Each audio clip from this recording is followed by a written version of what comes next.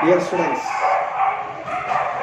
ഇന്ന് ഞാൻ പറയാൻ പോകുന്നത്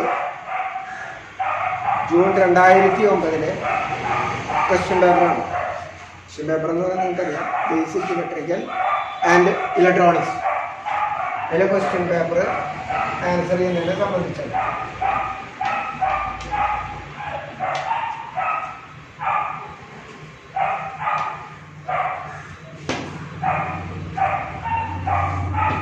കോഡ് നമ്പറും കാര്യങ്ങളൊക്കെ നേരത്തെ സൂചിപ്പിച്ച പോലെ തന്നെ അതിൽ വ്യത്യാസമില്ല. ഇത് പേപ്പർ 1 ആണ്, ബേസിക് ഇലക്ട്രിക്കൽ ആൻഡ് ഇലക്ട്രോണിക്സ്. ഇതിൽ സാധാരണ പറയുന്ന പോലെ maximum mark 100 part A portion. Part എക്ക് 20 മാർക്ക്. ഫസ്റ്റ് ക്വസ്റ്റ്യൻ അതിൽ 1 മുതൽ 10 വരെയുള്ള ക്വസ്റ്റ്യൻസ് ഉണ്ട്. 2 മാർക്കാണ് ഓരോ ക്വസ്റ്റ്യനും. ഒരു സെൻറ്റൻസിലോ അല്ലെങ്കിൽ 2 സെൻറ്റൻസിലോ മാത്രം ഉത്തരം എഴുതിയാൽ മതി. ഫിഗേഴ്സൊന്നും കാര്യമായിട്ടുള്ള ഫിഗറാണ് നിങ്ങൾ വരയ്ക്കാൻ നിൽക്കണ്ട. ഒരു ക്വസ്റ്റ്യന് 2 മാർക്കാണ് ഉള്ളത്. അപ്പോൾ first question answer the following questions in 1 or 2 sentences. 1 അല്ലെങ്കിൽ 2 സെൻറ്റൻസിൽ ഉത്തരം എഴുതുക. അതിൽ ഒന്നാമത്തെ question, state Ohm's law. Ohm's law state ചെയ്യുക, എഴുതുക. എന്താണ് ഓംസ് ലോ? ആ ഓംസ് ലോ നിങ്ങൾക്ക് എഴുതി തന്ന പോലെ കൃത്യമായിട്ട്. രണ്ടാമത്തെ question, differentiate primary and secondary cell. Primary cell എന്താണ്, സെക്കൻഡറി സെൽ എന്താണ് എന്ന് നിങ്ങൾക്ക് ഞാൻ കള്ളി വരച്ചിട്ട് എഴുതാം. അതേപോലെ കഴിയുമെങ്കിൽ അങ്ങനെ എഴുതുക. പ്രൈമറി സെൽ എന്ന് മോളിൽ എഴുതുക. എന്താണ് പ്രൈമറി സെല്ലിൻ്റെ പ്രത്യേകത? പ്രൈമറി സെൽ എന്ന് പറയുന്നത് ഒരു വട്ടം ഉപയോഗിച്ച് കഴിഞ്ഞാൽ രണ്ടാമത് ഉപയോഗിക്കാനായിട്ട് കഴിയില്ല. സെക്കൻഡറി എന്ന് പറഞ്ഞാൽ ഉപയോഗിച്ചാൽ വീണ്ടും ചാർജ് ചെയ്ത് ഉപയോഗിക്കാവുന്നതാണ്. 6 കാര്യങ്ങൾ ഓരോ പോയിന്റുകൾ പറഞ്ഞിട്ടുണ്ട്. അത് 7ഉം എഴുതി വയ്ക്കുക. അപ്പോൾ 2 സെൻറ്റൻസിലൊക്കെ കൂടി എന്തായാലും മാക്സിമം ഒരു 3-4 എണ്ണെങ്കിലും എഴുതി വയ്ക്കുക. അപ്പോൾ പ്രൈമറി സെല്ലിൻ്റെ പ്രത്യേകത, സെക്കൻഡറി സെല്ലിൻ്റെ പ്രത്യേകത ആയി. അടുത്ത 3ാമത്തെ ക്വസ്റ്റ്യൻ, ഡിഫൈൻ പവർ ഫാക്ടർ. എന്താണ് പവർ ഫാക്ടർ? പവർ ഫാക്ടർ എന്നുള്ളത് cos φ അല്ലെങ്കിൽ cos θ ആണെന്ന് നമുക്കറിയാം. cos θ or cos φ. Power factor എന്ന് പറയുമ്പോൾ വോൾട്ടേജ് വെക്ടറും കറണ്ട് വെക്ടറും അതിന് ഇടയ്ക്കുള്ള 2 വെക്ടർ വരയ്ക്കുകയാണെങ്കിൽ ഇടയ്ക്കുള്ള angle between the current vector and voltage vector, cosine of the angle. Cosine of the ആംഗിളാണ് cos θ. പിന്നെ പവർ ഫാക്ടർ എന്ന് പറയുന്നത്. ലോഡിനനുസരിച്ച് പവർ ഫാക്ടർ വാരി ചെയ്യുന്നതാണ്. അപ്പോൾ അത് AC ഫണ്ടമെൻ്റലിൽ എന്താണ് പവർ ഫാക്ടർ എന്ന് എഴുതി തന്നിട്ടുണ്ട്. അത് മാത്രം എഴുതിയാൽ മതി, കൂടുതൽ എക്സ്പ്ലെയിൻ ചെയ്യേണ്ട കാര്യം ഇല്ല. 4, ഡിഫൈൻ സ്പെസിഫിക് റെസിസ്റ്റൻസ്. എന്താണ് സ്പെസിഫിക് റെസിസ്റ്റൻസ്? അപ്പോൾ ഒരു മെറ്റീരിയൽ ക്യൂബിൻ്റെ, ഒരു ക്യൂബ് എന്ന് പറഞ്ഞാൽ നമുക്കറിയാം 1 സെൻറ്റിമീറ്റർ അല്ലെങ്കിൽ 1 മീറ്ററാണ് 1 മീറ്റർ, 1 സെൻറ്റിമീറ്റർ നീളം, 1 സെൻറ്റിമീറ്റർ വീതി, 1 സെൻറ്റിമീറ്റർ ഉയരമുള്ള ഒരു ക്യൂബിൻ്റെ അതിൻ്റെ 2 ഓപ്പോസിറ്റ് സൈഡ്സിന് ഇടയ്ക്ക് അനുഭവപ്പെടുന്ന റെസിസ്റ്റൻസ് എത്രയാണോ അതിനെയാണ് സ്പെസിഫിക് റെസിസ്റ്റൻസ് എന്ന് പറയുന്നത്. അതിന് യൂണിറ്റ് ഉണ്ട്. യൂണിറ്റാണ് ഓം സെൻറ്റിമീറ്റർ. ഓം സെൻറ്റിമീറ്റർ. ഓം എഴുതിയിട്ട് ഓം എഴുതിയിട്ട് ഓം സെൻറ്റിമീറ്റർ എഴുതിയാൽ മതി. അപ്പം അതിൻ്റെ യൂണിറ്റും കൂടി എഴുതണം. 5ാമത്തെ, list any 2 application of mercury in electrical engineering field. മെർക്കുറിയുടെ എഞ്ചിനീയറിംഗ് ഫീൽഡിൽ ഉപയോഗിക്കുന്ന 2 കാര്യങ്ങൾ, 2 ആവശ്യങ്ങൾ. അതിൽ മെർക്കുറി വേപ്പർ ലാമ്പ് ഉണ്ട്. അതുപോലെ നമ്മുടെ വേപ്പർ ലാമ്പ് ട്യൂബ് ലൈറ്റ്, അതിൽ മെർക്കുറി ഉപയോഗിക്കുന്നുണ്ട്. വാൾവുകളിൽ ഉപയോഗിക്കുന്നുണ്ട്. ചില പ്രത്യേക കോണ്ടാക്റ്റ് ആയിട്ടുള്ള വാൾവ്സ് അല്ലെങ്കിൽ മെർക്കുറി വേപ്പർ ലാമ്പിൽ ഉപയോഗിക്കുന്നുണ്ട്. പിന്നെ നമ്മുടെ ഈ ട്യൂബ് ലൈറ്റിൽ മെർക്കുറി ഉപയോഗിക്കുന്നുണ്ട്. അപ്പോൾ ഏതെങ്കിലും 2 ഉപയോഗം. അപ്പോൾ മെർക്കുറി വേപ്പർ ലാമ്പിൽ ഉപയോഗിക്കുന്നു, യൂസ്ഡ് ഇൻ വാൾസ് അല്ലെങ്കിൽ ട്യൂബ്സ്, അവിടെ മെർക്കുറി ഉപയോഗിക്കുന്നുണ്ട്. ദെൻ 6ാമത്തെ question, expand the term in full. PVC എന്ന് പറയുന്നത് പോളി വിനൈൽ ക്ലോറൈഡ്. എന്താ വയർ, അതിൻ്റെയൊക്കെ ഇൻസുലേഷൻ മെറ്റീരിയലായിട്ട് ഇൻസുലേറ്റിംഗ് മെറ്റീരിയലായിട്ടാണ് PVC ഉപയോഗിക്കുന്നത്. ഇലക്ട്രിക്കൽ എഞ്ചിനീയറിംഗിൽ PVCക്ക് വളരെയധികം പ്രാധാന്യം ഉണ്ട്. 7 what is the function of commutator in DC generator? ഇതിന് മുൻപ് കേട്ടിട്ടുള്ളതാണ്, പറഞ്ഞിട്ടുള്ളതാണ്. DC ജനറേറ്ററിൽ കമ്മോട്ടാക്ടറിൻ്റെ ഫങ്ഷൻ ഉണ്ട്. അതായത് DC ജനറേറ്ററിൻ്റെ ആർമേച്ചർ വൈൻഡിങ്ങിൽ ഇൻഡ്യൂസ് ചെയ്യുന്ന ആൾട്ടർനേറ്റിംഗ് കറണ്ടിനെ DC ആക്കി മാറ്റുക എന്നതാണ് DC ജനറേറ്ററിൻ്റെ കമ്മോട്ടാക്ടറിൻ്റെ function. 8 define the armature reaction. Armature reaction എന്ന് പറഞ്ഞാൽ എന്താണ് ആർമേച്ചർ റിയാക്ഷൻ? ആർമേച്ചറിൽ ഉണ്ടാകുന്ന കറണ്ട് ഉണ്ടാകുന്നത് എപ്പോഴാണ്? ആർമേച്ചർ തിരിയുമ്പോൾ. DC ജനറേറ്റർ ആർമേച്ചർ തിരിക്കുമ്പോൾ അതിൽ കറണ്ട് ഉണ്ടാകും. അങ്ങനെ ഉണ്ടാകുന്ന കറണ്ടിൻ്റെ ഫലമായിട്ട് main magnetic field, main magnetic field? അതിൻ്റെ പുറത്തുള്ള ഫീൽഡ് വൈൻഡിങ്.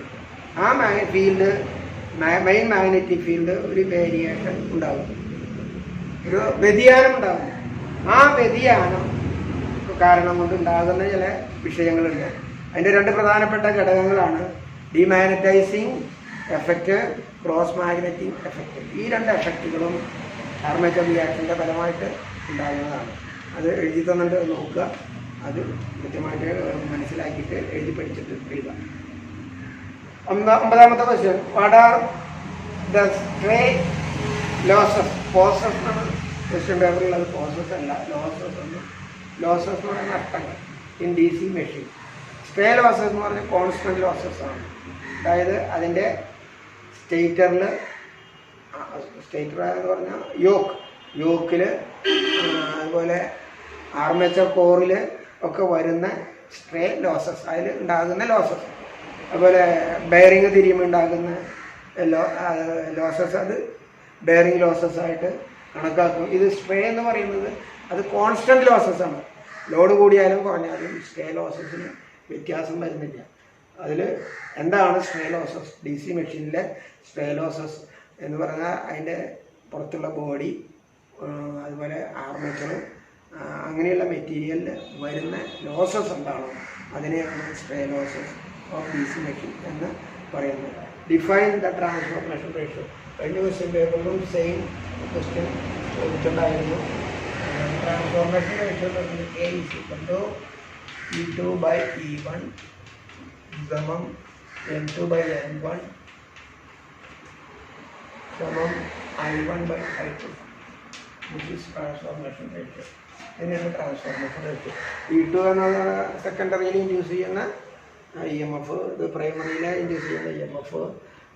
ഇത് സെക്കൻഡറി ടേൺസ്, ചുറ്റുകളുടെ എണ്ണം. പ്രൈമറി ടേൺസ്, ഇത് പ്രൈമറി കറണ്ട്, സെക്കൻഡറി കറണ്ട്. വേറെ ഒരു ഹാർമോണിക് സമം E2/D. ഇങ്ങനെ എഴുതാം. അപ്പോൾ ഇതിനെയാണ് ട്രാൻസ്ഫോർമറിലത്തെ ട്രാൻസ്ഫോർമേഷൻ റേഷ്യോ. അതെന്താണ്? E2, N1, N2 എന്താണെന്നൊക്കെ നിങ്ങളൊന്ന് എഴുതി വെച്ചാൽ നന്നായി. അപ്പോൾ ആ 10 ക്വസ്റ്റ്യൻ അങ്ങനെ ആൻസർ ചെയ്യും.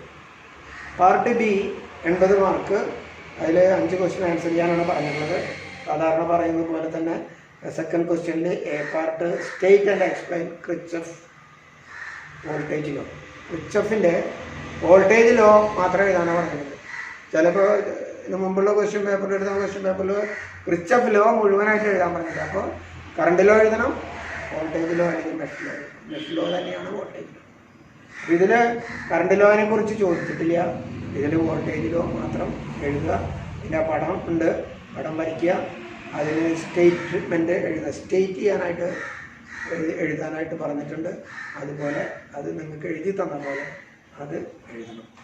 ഇതിൽ B part 3 resistance of 5 ohm, 7 ohm and 8 ohm are joined in series and connected across voltage 200 volt.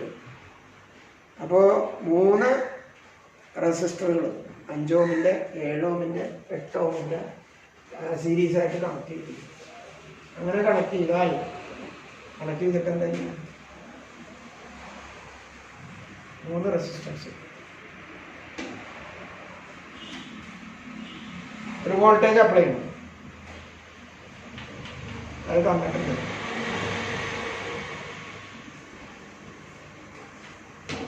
200 volt. 200 200 ആയിട്ടുണ്ട്. ഇതിൽ 5 7 ദെൻ 8 അങ്ങനെ സീരീസ് ആയിട്ട് കണക്ട് ചെയ്തിട്ടുണ്ട്. ടോട്ടൽ റെസിസ്റ്റൻസ് എത്രയാണെന്ന് കാണാം. വളരെ സിമ്പിളാണ്. ടോട്ടൽ റെസിസ്റ്റൻസ് കാണാനുള്ള മാർഗം എന്താ? നമുക്ക് എഴുതാം RT. RT എന്ന് പറഞ്ഞാൽ ടോട്ടൽ റെസിസ്റ്റൻസ് അല്ലെങ്കിൽ equivalent resistance R1 plus R2 plus R3 മൂന്നും കൂടിയിട്ട് 5 പ്ലസ് 7 പ്ലസ് 8. ടോട്ടൽ എത്രയാണ്? 12 20 ടോട്ടൽ റെസിസ്റ്റൻസ്.